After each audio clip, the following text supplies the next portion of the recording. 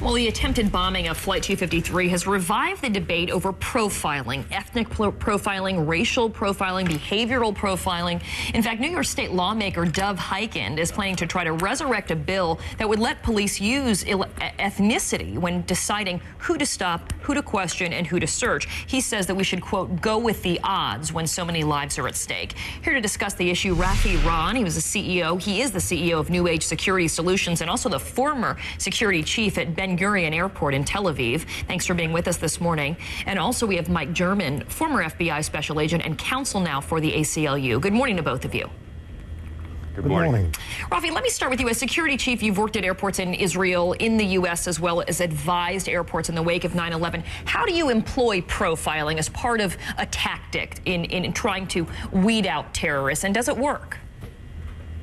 Yes, well, first of all, we need to understand that in order to detect explosive devices of the type that Abdul Muttalib carried and the future terrorists will carry that would probably be different from this one, the level of search that is required is simply impossible to be used across the board for 100% of the population. Right. No matter how good our technology is, this will not work.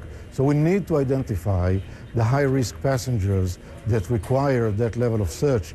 And the best way to do that is by simply looking into their past behavior as much as their present behavior.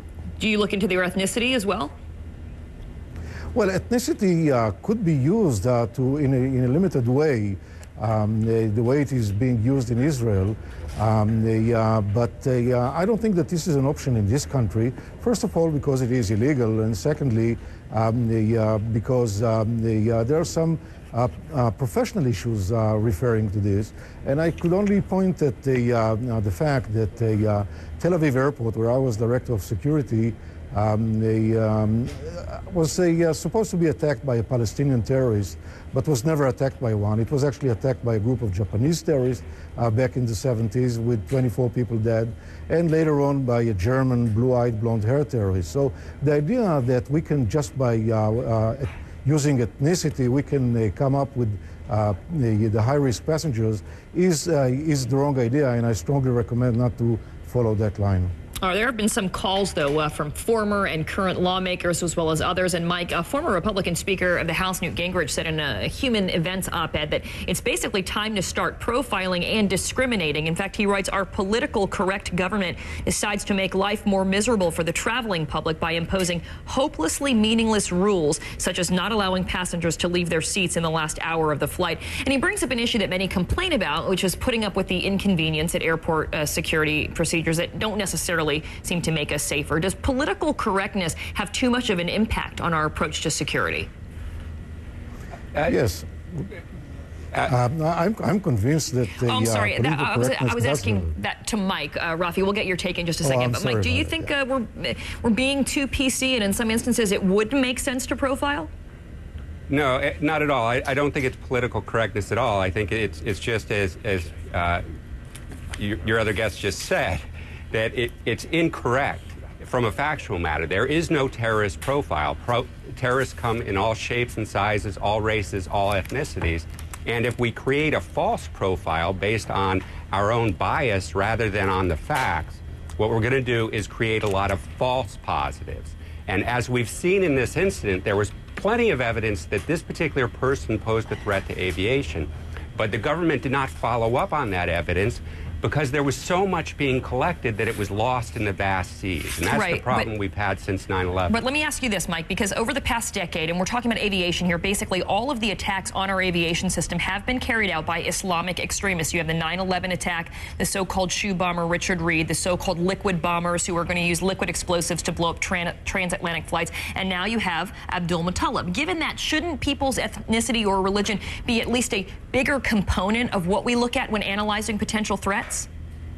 No, what you have to understand is it's not just that the group of terrorists has, even the ones you just named. I mean, Richard Reed was a United Kingdom resident with a Jamaican background. You had a Nigerian resident. You had all the, there's far too many, but also that there are a whole lot of Nigerians. There are a whole lot of people from the United Kingdom. There are a whole lot of all the different groups that you mentioned. So for every one terrorist, you have a million people that you'd be looking at because of your profile, right, rather than focusing on what the government knows. If the government knows a particular person because their family member came forward and reported that they're doing something, that's what the government should be focusing on, not on some false profile that is only going to collect a lot of bad information, create false positives, and misdirect the government from the people who do pose a threat. Because we have to remember, too, you know, there have been incidences where terrorists have used proxies. You know, there was a Middle Eastern terrorist several years ago who used their Irish pregnant girlfriend to try to get a bomb on a plane. So, you know, that type of thing is going to create more problems than it solves. Rafi, let me ask you about this, because no one wants your privacy, their civil rights violated, but no one wants to be blown out of the sky when they fly either. So give us a reality check. How much do we need to sacrifice in order to stay safe? Well, I think we do need to sacrifice some. This doesn't come free. And if we really want to be able to identify high-risk passengers through exchange of information with passengers, just like it was done in the case that my colleague from the ACLU mentioned a couple of minutes ago with the Irish girl. She was actually identified as a person who carries an explosive device on the way to an El Al airplane in London back in the 80s through an interview that was done at the airport, where some of the facts that emerged indicated that she might be a high-risk passenger. So something would have to be given up for that. But once again, I agree that we have to be careful not to give up unnecessarily some of our civil rights that we are fighting to protect. Rafi Ron, as well as Mike German, thanks to both of you for your perspective this morning. Appreciate it. Thank you.